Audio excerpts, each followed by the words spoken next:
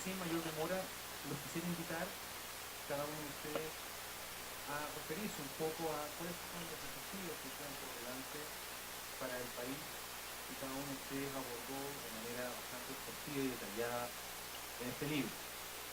Podemos partir por María Ignacia.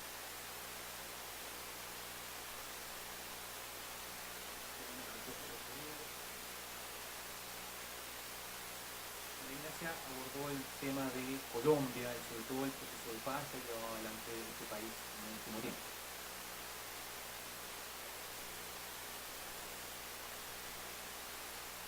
Ahora sí, ya, perfecto.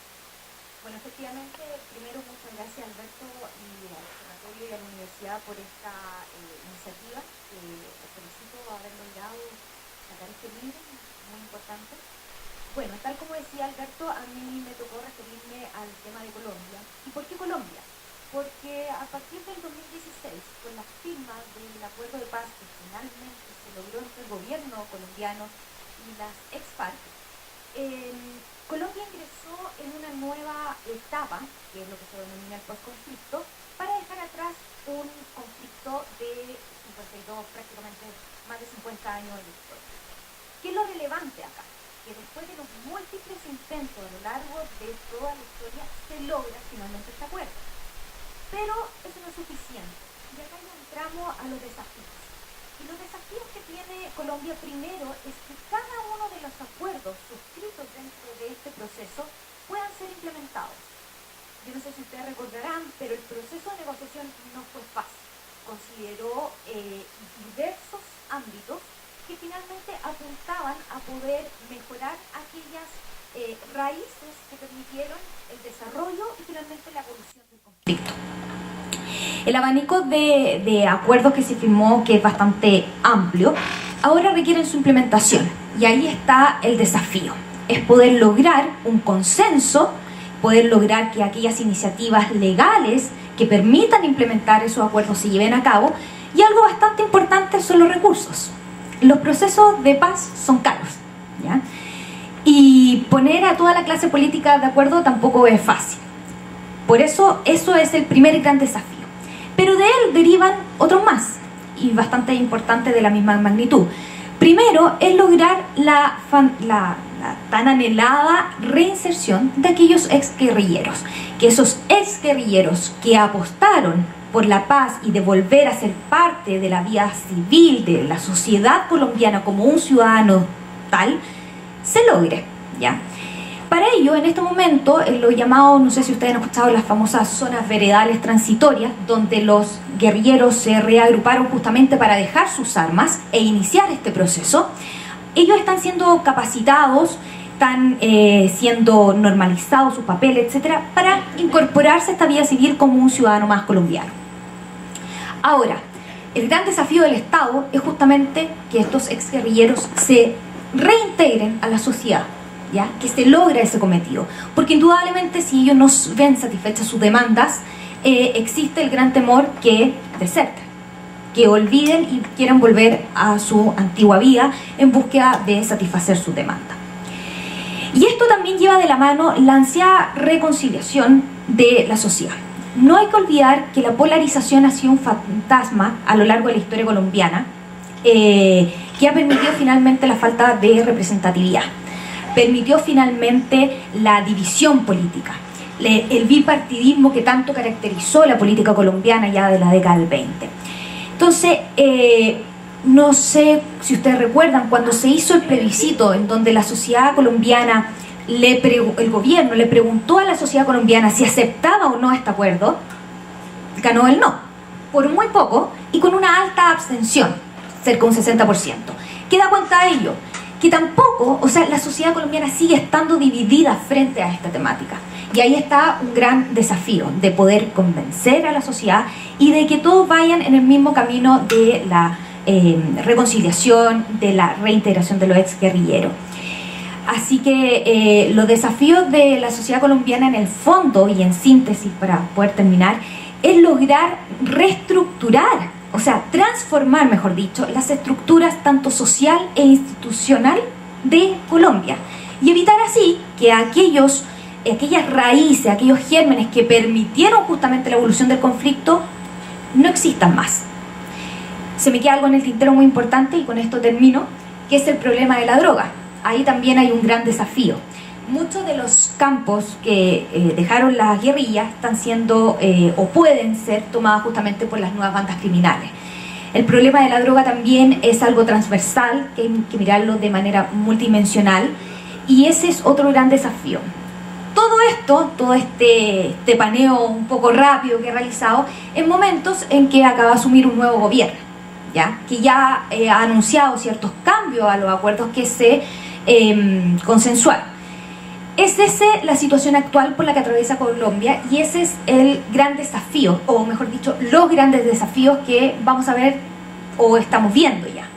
Así que, un poco resumido a lo que es la historia, pero... Muchísimas gracias, María Ignacia. Eduardo Olivares abordó uno de los capítulos probablemente más complejos, que es el escenario y la situación en Venezuela. Me gustaría si tú nos puedes dar tu opinión respecto a qué queda por delante, tratando siempre de, ojalá 5 minutos más o menos cada uno, para que todos puedan tener tiempo de abordar en profundidad o los aspectos más esenciales de su capítulo.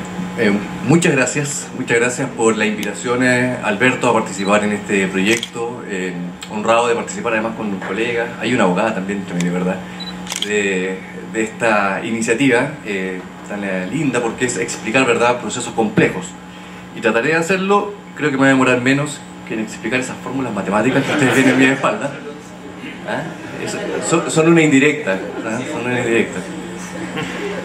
Bueno, el caso venezolano es no tan complejo, no sé, que como estas fórmulas, pero sí nos llama a todos mucho la atención, y nos llama la atención sobre todo cuando uno hace una revisión, que es lo que aparece en el capítulo, somera naturalmente para un capítulo, de la historia de Venezuela, de la historia reciente. Porque en el caso de Venezuela lo que uno observa es una democracia que hubo y que fue bastante ejemplar. Una democracia que se instauró ya a partir de 1958, después de una dictadura, y que desde entonces comenzó a ser bastante bien valorada. Fue una avenida para otros procesos democráticos en una época en que en América Latina no se caracterizaba, de hecho, por tener democracias. Estoy junto aquí a mi colega que hablaba de Colombia, y Colombia y Venezuela eran prácticamente los únicos faros democráticos de la segunda mitad del siglo XX en América Latina. Muchos exiliados chilenos partieron a Venezuela a hacer sus vidas durante la dictadura aquí en Chile. Y por lo tanto, lo que hoy día vemos es, o pareciera ser, el resquebramiento de un proceso que fue bastante saludable, bien visto, admirado incluso. Pero no solamente era una democracia ejemplar para también los estándares que había en la época, sino que también era una economía de altos niveles de desarrollo relativo respecto de los otros países de América Latina. En Venezuela, en esa época, en la segunda mitad del siglo XX, se observaban un modelo de desarrollo bastante avanzado, con un estado de bienestar encumbrado, con un nivel de ingreso por habitante que estaba entre los más altos de la región, probablemente el segundo después de Argentina, que era el que siempre llevaba la delantera, y con niveles de pobreza además que iban disminuyendo, con una clase media que se fue fortaleciendo, sobre todo, además, todo esto empujado, aupado por los altos ingresos del petróleo. Y es aquí donde uno debería tal vez hacer el paralelo y tratar de ver esto en contexto. La bonanza petrolera venezolana no es algo nuevo. Lo que hemos visto, sobre todo tras la llegada de Chávez, que coincidió con un boom del precio del petróleo a fines de los 90 y principios del actual siglo, es algo que ya se vio en los años 70 en particular, y se vio sobre todo prácticamente por el mismo origen, el Medio Oriente. Cuando hay conflictos en el Medio Oriente, habitualmente el precio del petróleo sube. Eso ya sucedió a principios de la década de los 70, sobre todo después de la cortísima, brevísima guerra de Yom Kippur. En 1973, los precios del petróleo aumentaron muchísimo porque los países petroleros de la zona decidieron establecer un embargo. Bueno, lo mismo ocurrió cuando llegó Chávez al poder. ¿Y cuál es el paralelo que uno tiene que tratar, o lo que yo trato de hacer?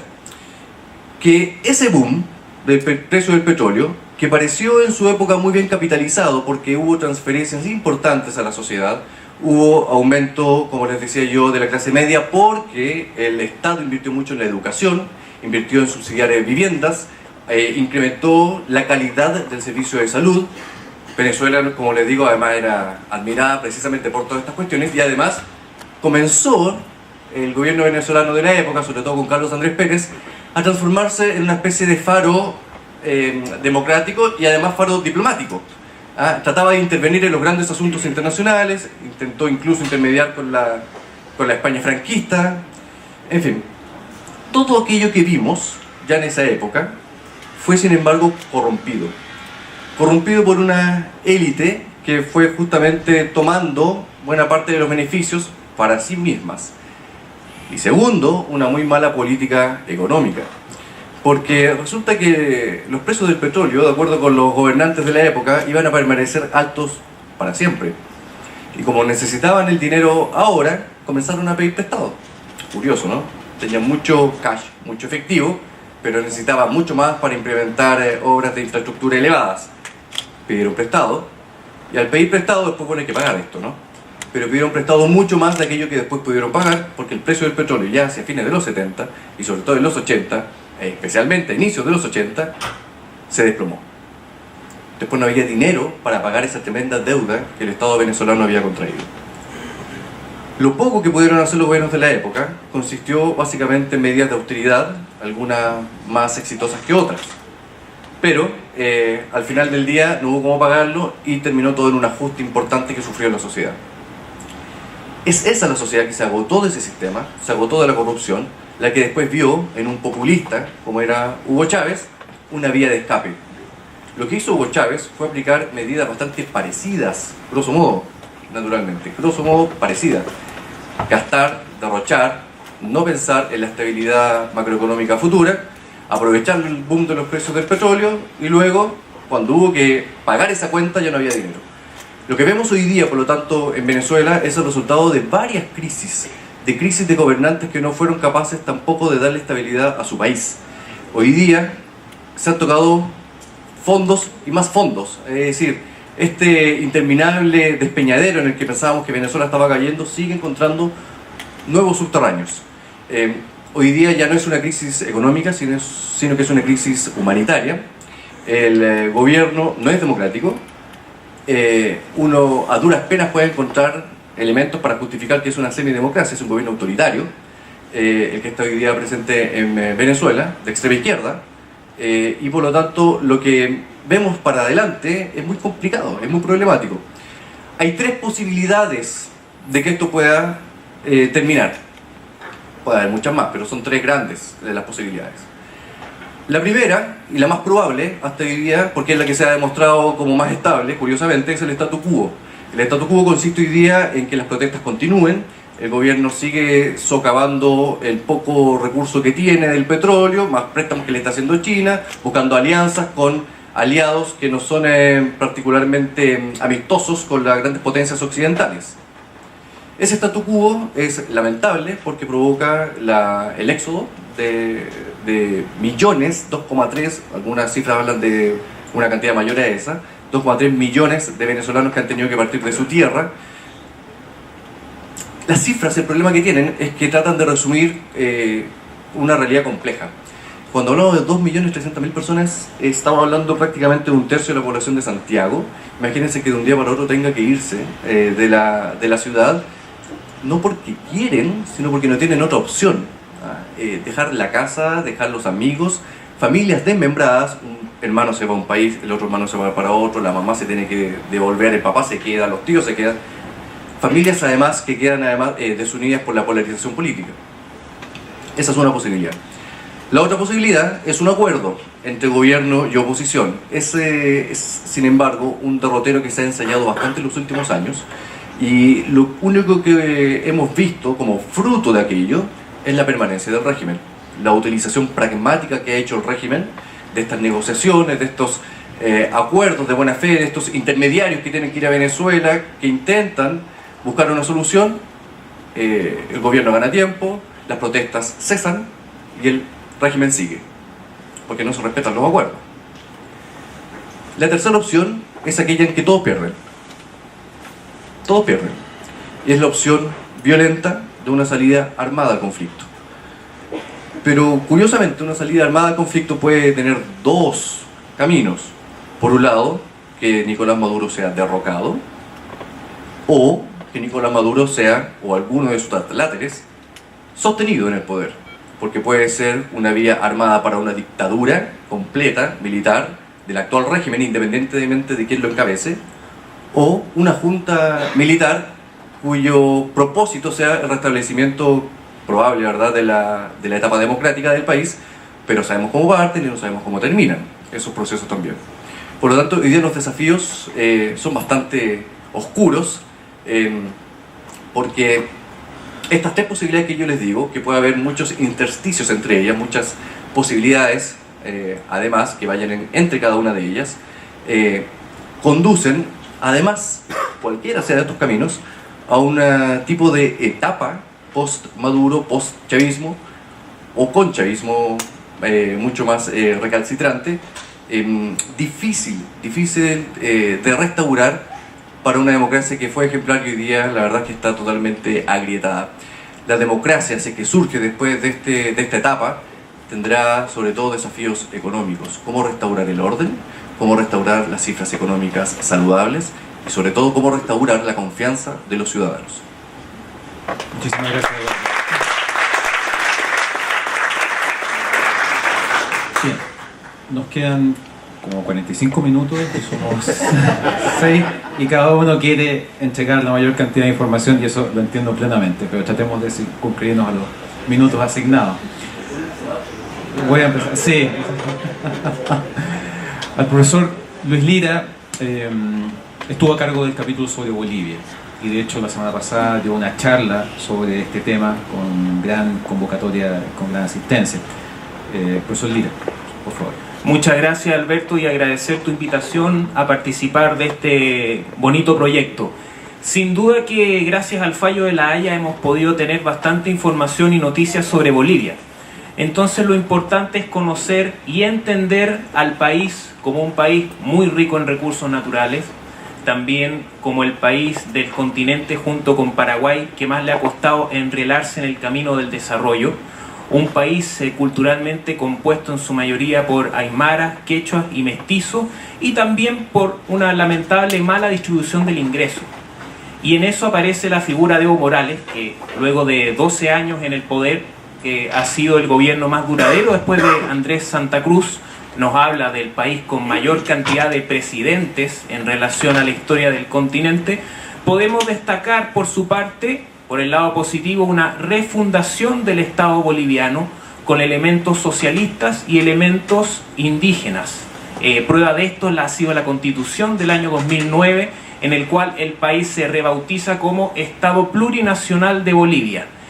Evo Morales también lo que ha hecho ha sido trabajar con los recursos naturales y redistribuirlos en la población en base al modelo que también mencionaba el profesor Olivares del socialismo del siglo XXI, cercano a la órbita de Hugo Chávez y lejano a la órbita del modelo neoliberal de Estados Unidos, que a diferencia de Chile, el modelo neoliberal en Bolivia no tuvo éxito y trajo más división, trajo más ricos y mayor cantidad de pobres. Y también tenemos que entender que todo gobierno tiene un desgaste. Bolivia hoy día sufre, al igual que nosotros, la baja del precio de las materias primas, base de la economía del país, y también el desgaste natural ejemplificado en este deseo de Evo Morales de repostularse a un nuevo mandato pese a haber perdido una consulta por un margen estrecho. También revisando estos puntos importantes del gobierno de Evo Morales, tenemos que pensar a futuro. El fallo de La Haya también dejó un ganador, entre comillas, que es el expresidente Carlos Mesa, que asegura ser parte del futuro del país, y si bien está apoyado a través de un partido pequeño, él asegura que va a ir de candidato para las elecciones del próximo año. En el caso de competir con Evo Morales y en el caso de ganarle las elecciones a Evo Morales, el próximo presidente de Bolivia va a tener un duro desafío, ya que se va a encontrar con un país hecho a la medida de Evo. con una constitución hecha a la medida de Evo Morales y también con una economía que está hecha a la medida de Evo y de su bloque económico. Entonces va a ser muy interesante seguir las elecciones del próximo año si es que el pueblo boliviano no elige nuevamente un cuarto mandato de Evo Morales, y ahí es lo que hay que seguir y prestar atención a la continuidad de su modelo y de qué manera puede seguir avanzando con un sostenimiento de los recursos naturales. También, para finalizar, se habla del litio, el litio que presenta una oportunidad de desarrollo al igual que en Chile, y el desafío para Bolivia, si quiere dar un salto al desarrollo, es pensar en producir él mismo este mineral y no dejarlo en manos extranjeras, para pensar en tener mayor productividad y dar el anhelado salto al desarrollo. Esos han sido los puntos más importantes que pude explorar a través de este capítulo y espero que lo disfruten. Muchas gracias.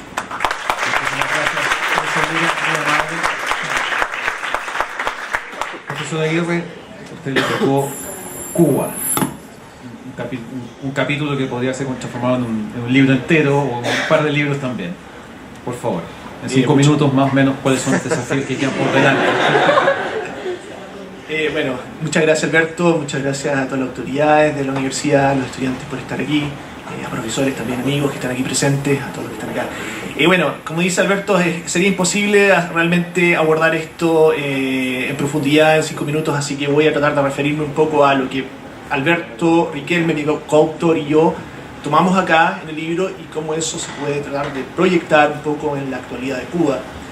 Sin duda, lo que nosotros notamos o lo que nosotros vemos en la literatura, lo que otros han estudiado sobre esto, es que ya se empieza a clasificar la idea de Cuba como una micropotencia. Suena medio ambiguo, eso medio raro, ¿no es cierto? Pero la verdad es que tiene una potencia que es la potencia simbólica que nosotros trabajamos, ¿no es cierto? Que es la que empieza a establecer y echar raíz en la región latinoamericana a partir del simbolismo que es Fidel y Cuba, ¿no es cierto? Este proyecto del año 1959. Entonces para nosotros fue muy interesante ver las continuidades, por supuesto, que se dan de esa fecha hasta hoy, y por supuesto los cambios que hay entre medio de todo eso, ¿no es cierto? Que es un periodo bien largo, ¿no es cierto? Entonces para nosotros fue muy interesante ver desde un acercamiento hacia Estados Unidos reciente con el presidente Obama hasta la llegada del presidente Donald Trump, que ya empieza a tirar para atrás un poco este deshielo que ya se venía estableciendo.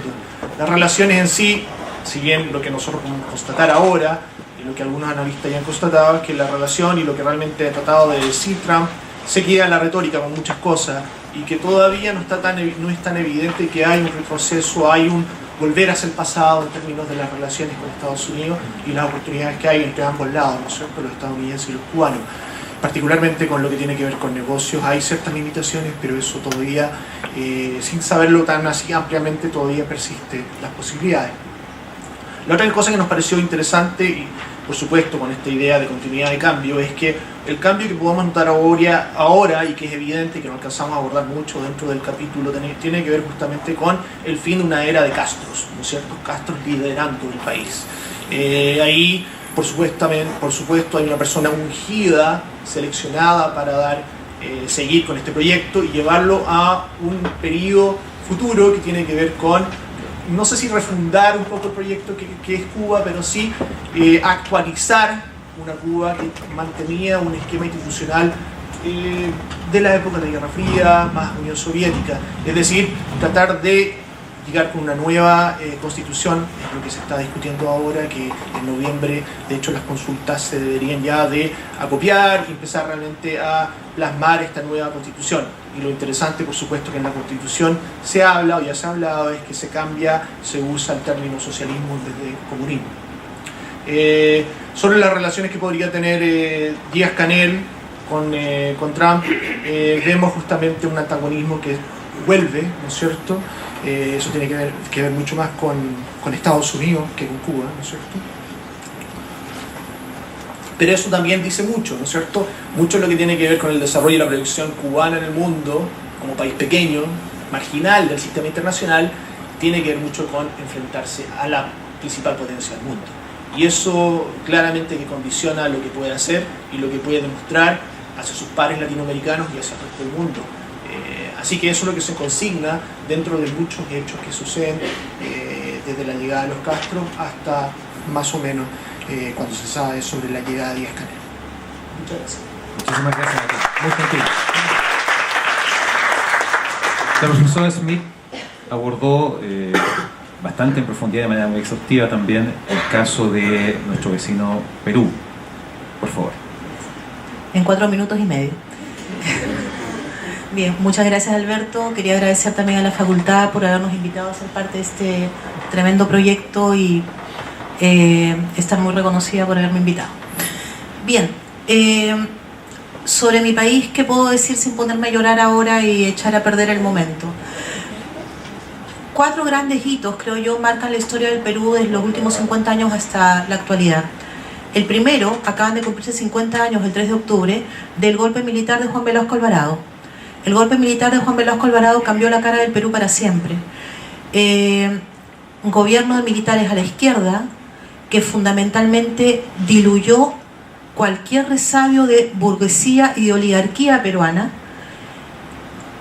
y tuvo la facultad de hacernos ver que Perú era un país absolutamente diverso, el país de todas las sangres, andinizó Lima y nos hizo darnos cuenta de nuestra tremenda diversidad, absolutamente ignorada por la élite intelectual criolla limeña. El segundo gran hito, década de los 80, la vuelta de la democracia. Una economía relativamente arruinada por un experimento de desarrollo económico hacia adentro, de protección de la industria infante, que desencadenó en una vuelta a la democracia con un tremendo enemigo, Sendero Luminoso. El movimiento terrorista más sangriento de la historia de América Latina, marxista, leninista, maoísta, mariateguista, gonzalista, que realmente marcó un antes y un después en la historia del Perú. El nivel de crueldad, de violencia extrema, de sensación de fragilidad ha marcado muchas generaciones peruanas hasta la fecha. La vuelta de la democracia nace con este sendero luminoso amenazando la política, la economía, la seguridad, la noción de país y nuestras certidumbres. Década de los 90, Alberto Fujimori. Combatiendo a Sendero Luminoso y derrotando, entre comillas, a Sendero, sobre eso podríamos explayarnos en otro momento, Alberto Fujimori marca un tremendo quiebre entre lo que puede significar la política, entre comillas, tradicional, que mal o bien había podido sobrevivir la dictadura militar y había podido llegar a instalarse en la vuelta de la democracia, y empezó una especie de derbi de demolición de todas las instituciones políticas, lo cual significó una nueva constitución, la desaparición del sistema de partidos peruano tradicional, pasar de una política de partidos relativamente conocidos a una política de fragilidad extrema, donde los referentes partidarios sirven para una elección, aparecen, desaparecen y carecen de sustancia. A contar de Alberto Fujimori y de cómo termina el gobierno de Fujimori, tenemos un brevísimo periodo donde Valentín Paniagua trata de reestructurar las instituciones para que el juego democrático venga. Y es la democracia que hoy en día vemos en el Perú. Si nosotros analizamos todos los presidentes peruanos, no sabemos si es la galería de presidentes constitucionales de un país o las personas más buscadas por el FBI. Todos los presidentes peruanos, expresidentes peruanos, tienen o han tenido juicios pendientes. Alejandro Toledo, Alan García, Ollanta Humala, Pedro Pablo Kuczynski, recientemente alejado del poder.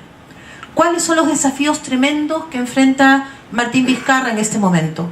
Martín Vizcarra tiene la oportunidad que tuvo en su minuto Valentín Paniagua y que aprovechó con el limitado tiempo que tenía: reestructurar las instituciones del Perú. El gobierno de Martín Vizcarra, que llega sin proponérselo al poder, tiene, a mi juicio, 3 grandes desafíos. Primero, desfujimorizar la política peruana, terminar con las prácticas clientelísticas, terminar con la espiral de corrupción a alto nivel. En segundo lugar, fortalecer la relación Ejecutivo-Parlamento, históricamente débil, en los últimos momentos totalmente caótica, obstruccionista y extremadamente dañina para la democracia peruana. El tercer desafío es lograr mayores niveles de inclusión política a nivel de la sociedad civil organizada. Referentes que aparecen y desaparecen no ayuda mucho para que la sociedad genere un control efectivo sobre sus gobernantes. Y lo que no se controla, evidentemente se desborda. Lord Acton era súper claro en eso. El poder corrompe, el poder absoluto corrompe absolutamente. Y una paradoja. ¿Cómo se sostiene la democracia peruana? Es algo que yo diría que los cientistas políticos debemos tratar de analizar. Se sostiene en virtud, primero, a que independientemente de cuál haya sido la forma de actuar de estos gobernantes, el manejo económico a nivel macro ha tenido ciertas dosis de relativa estabilidad. ¿Y por qué también se sostiene? Porque efectivamente este gobierno de Juan Velasco Alvarado, que fue tremendamente eficaz hace 50 años en derrumbar una oligarquía tradicional, no fue lo suficientemente eficaz en generar una clase política de recambio fuerte y con sentido republicano. Y ese es el último desafío que enfrentamos los peruanos en este momento. Gracias.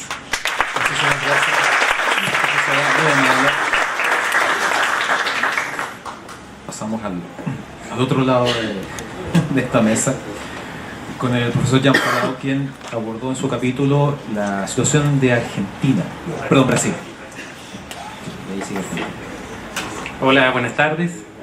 Bueno, el desafío que tuve cuando Alberto me invitó a escribir amablemente sobre Brasil, principalmente era cómo hacer que no fuese papel muerto cuando sea publicado, porque esto fue a fines del año pasado, en un país muy polarizado y con un 2018 electoral. Entonces, ¿qué hacer para que no quede desactualizado esto y pueda seguir sirviendo a quien lo lea?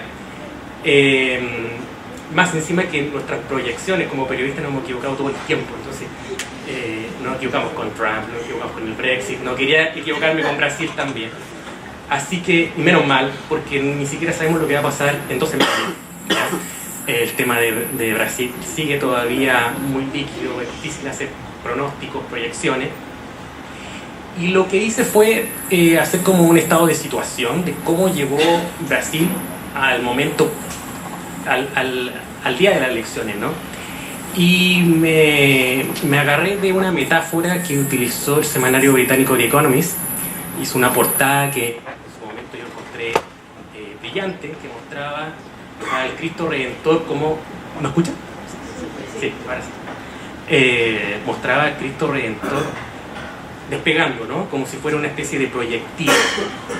Eso fue el 2009 y reflejaba muy bien un país que parecía que había llegado por fin a las grandes ligas. Nosotros siempre hablamos del gigante sudamericano, pero siempre con este país que puede ser, que tiene muchos recursos, tiene mucha gente, tiene una cultura formidable, pero que no logra dar el paso, ¿cierto?, donde están las potencias, ¿no? Entonces, ¿qué reflejaba esta portada? Bueno, reflejaba un país que durante el gobierno de Lula da Silva mostraba una tasa de crecimiento, y no solamente una tasa de crecimiento, sino que a varios millones de brasileños que habían salido finalmente de la pobreza y se habían integrado a la clase media. No, se están acoplando, parece. Eso es lo que...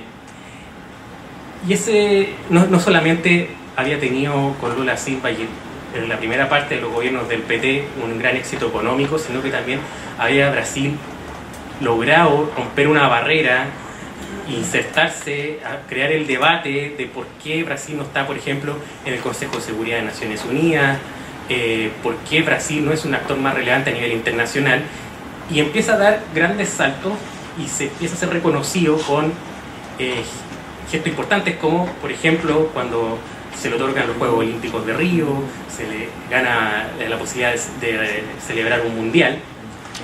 Y más encima, en algún momento Brasil descubre que tiene muchos recursos petroleros, incluso empiezan a soñar como con la idea de hacer una especie de Arabia Saudita brasileño, latinoamericano, perdón.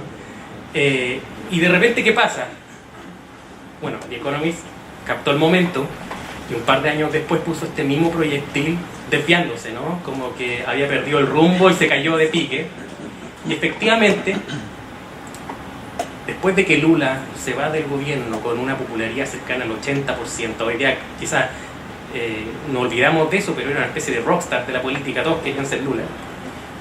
De pronto pasa a ser todo lo contrario y creo que Brasil entra en una espiral de pesimismo en la cual se descubre toda la corrupción que ya existía, pero que probablemente antes importaba menos porque la economía crecía. Y cuando la economía se estanca, cuando se acaba el boom de los commodities y la economía entra en recesión y después en franca caída, empiezan a importar más estos temas, ¿no? El tema de la corrupción, y bueno, y por qué el PT no hizo esto. Y todo el sentimiento que existe hoy en la elección se refleja un poco en eso. En el capítulo que escribí creo que aparece solamente una vez mencionado Bolsonaro como una posible, como una amenaza en el horizonte, ¿no? Una reacción a todo lo que había sido esta década del PT. Y toda la elección, la dinámica de esta elección se ha definido en petismo, antipetismo, como corrupción, anticorrupción. Ha sido estos dos polos que han estado jugando. Así que creo que sirve todavía. Creo que todavía no hay que echarlo a perder, pero ese fue el propósito y creo que de alguna manera se cumplió. Gracias. Efectivamente, yo creo que el capítulo de Brasil permite entender cómo efectivamente llegamos a este 28 de octubre, cómo Brasil caminó hasta ese momento que va a ser decisivo para Brasil y para América Latina en general también. Le doy la palabra al profesor Gaspar Ramírez, quien estuvo a cargo de otro importante capítulo y un gigante de la región, que es Argentina. Bueno, en primer lugar, gracias Alberto por la invitación y la universidad también. Y bueno, hace casi un año exacto, el 22 de octubre, hubo elecciones legislativas. Ahí la coalición de gobierno, Cambiemos, del presidente Macri, ganó ampliamente. Fue más bien inesperado. Y por otro lado, la expresidenta Cristina Fernández llegó al Senado, pero perdiendo, como segunda en su circunscripción. Y ella apostaba a un triunfo para poder llegar con aspiraciones reales al 2019. Ahí, hace un año había mucho optimismo, todos pensaban que ahora sí llega el momento de Argentina, que venía el despegue económico, la inversión extranjera, y todavía estamos esperando. Ahora, este año pasaron varias cosas, problemas de ello y también factores externos, una sequía terrible, la guerra comercial entre China y Estados Unidos, han impedido que pueda definitivamente despegar lo que en algún momento se pensó iba a ser el gobierno de Mauricio Macri. Y también en casi un año exacto, me parece el 23 de octubre del 2019, hay elecciones presidenciales. Y lo que pase de aquí en adelante en este periodo va a ser clave para el futuro de Argentina y también en la región y por supuesto Chile. El gobierno espera que a mediados del próximo año ya haya algunos que llaman brotes verdes, que sea alguna recuperación económica visible, que la gente lo pueda ver, que este préstamo que le dieron al FMI dé resultados y pueda haber algún optimismo, y en base a eso tener la pista más clara para el presidente Macri en las presidenciales, que ya dijo que va a la reelección. Pero si esto no pasa, la pista se le pone más bien pesada, ya hay alto descontento social. La oposición, si bien está dividida en este momento, tiene fuerza, el peronismo, la fuerza histórica en Argentina, y no se descarta una reorganización. Ahí el factor va a ser Cristina Fernández, que si se lanza puede provocar divisiones dentro de todo el peronismo.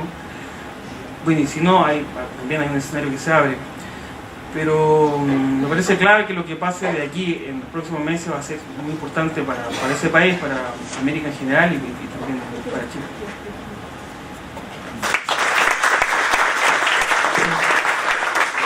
Por último, profesor Gonzalo Vega, están todos los gigantes de Latinoamérica aquí. Está Brasil, Argentina, México, ¿qué pasa con México, sobre todo en las próximas semanas que vamos a tener la llegada de un nuevo gobierno?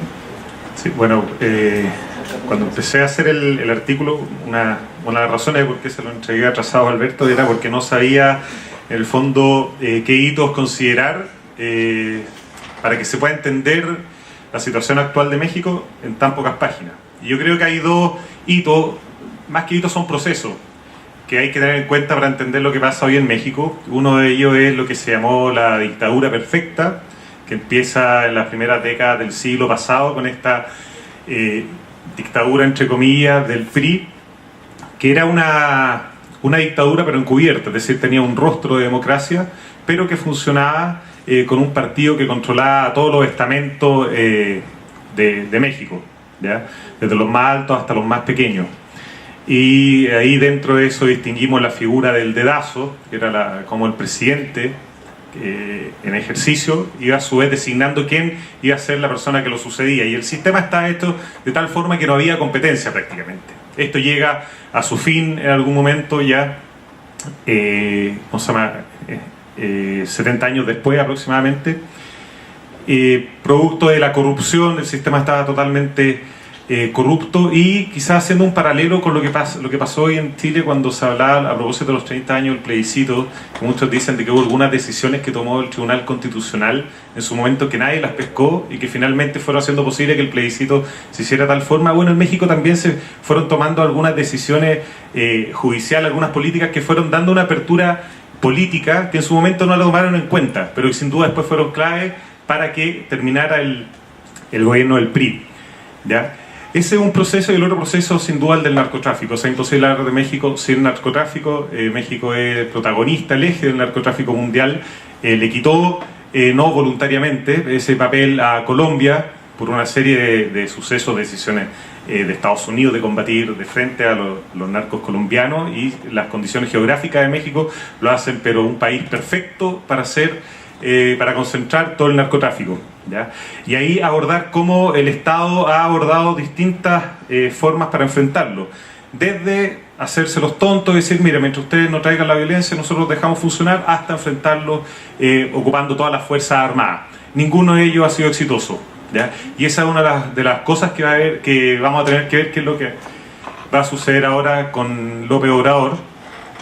Y junto con eso, no solamente sus decisiones respecto al narcotráfico, sino cómo compatibilizar el gobierno de México con lo que es Trump.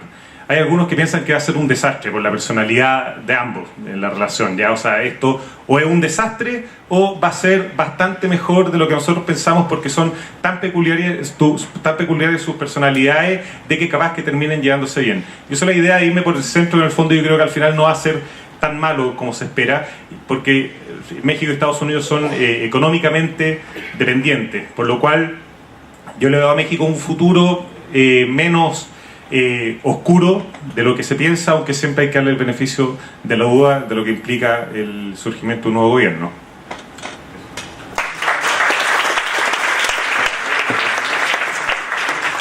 Tenemos tiempo para 3 preguntas. 3 preguntas. ¿Interesados? Sí, al fondo. No hay necesidad de dar nombres, supongo. No.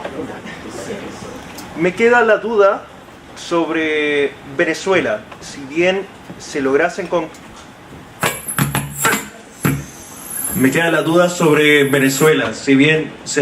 concretar cualquiera de las dos posibilidades, ya sea de seguir el régimen o asumir otra presidencia, ¿cuál sería el desafío más urgente que debería atacar, ya sea tanto por el lado relaciones diplomáticas, cuál es el nuevo método o estrategia para el fortalecimiento económico o tal vez reactivación económica para Venezuela?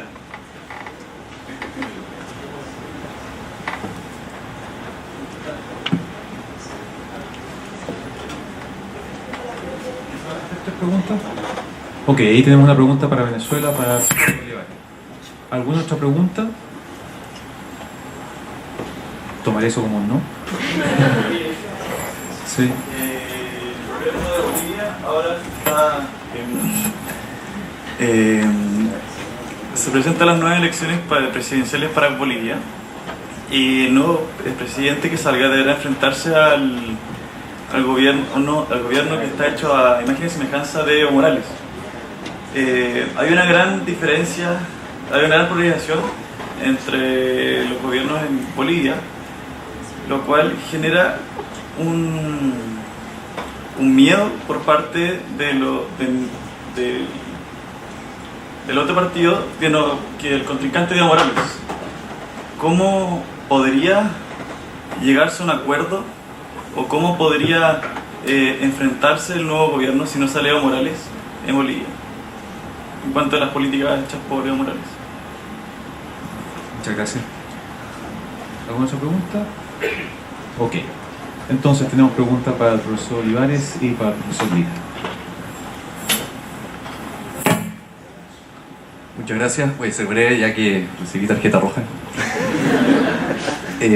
Eso es cambio de régimen. Y en ambas preguntas aparentemente se habla de algo similar. Ahora, en un caso, bueno, Luis verá lo que hace con Bolivia, pero en el caso de Venezuela, le quiero adelantar.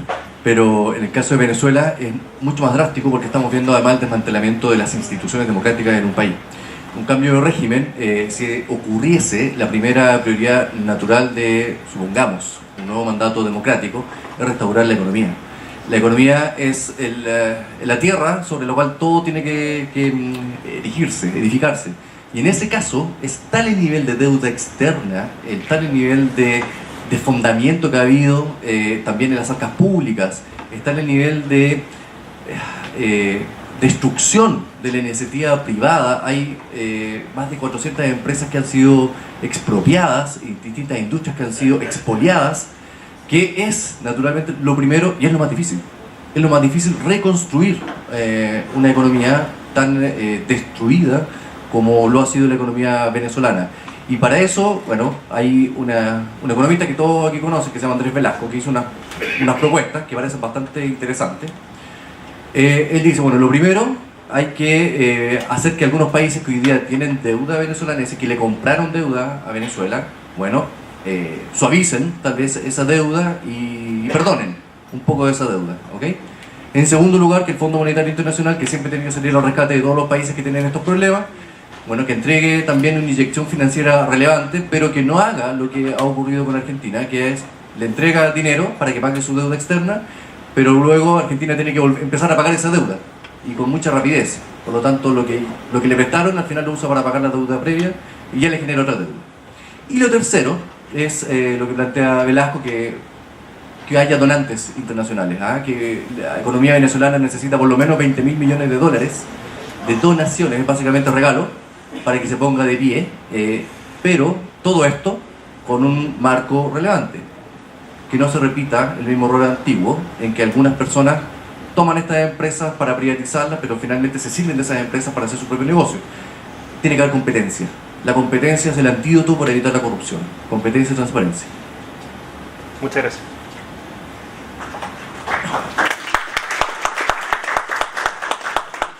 Tú has dado gran parte de la respuesta en la consulta, y lo que vamos a ver el 2019, ya aparte en enero, esto va a depender mucho de las coaliciones y de los compañeros de fórmula que se den en las elecciones.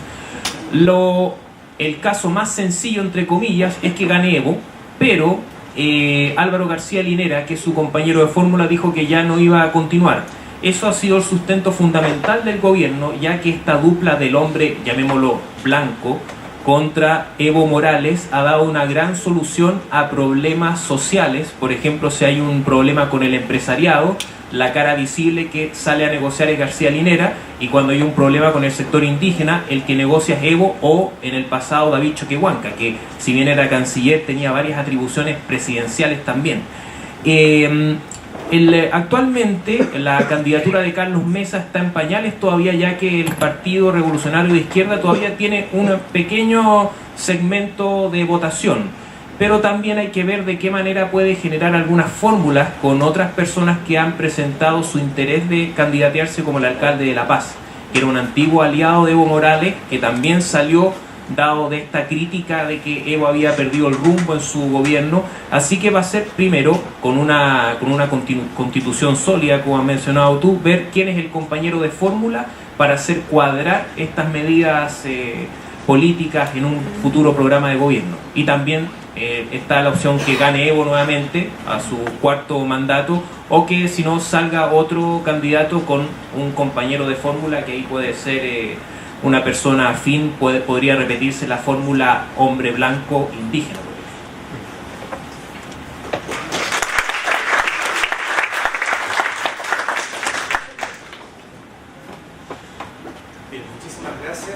Quiero agradecer a todos y cada uno de los panelistas que nos han acompañado hoy, autores de este libro, una mirada fresca, interesante, exhaustiva en muchos aspectos de la realidad latinoamericana.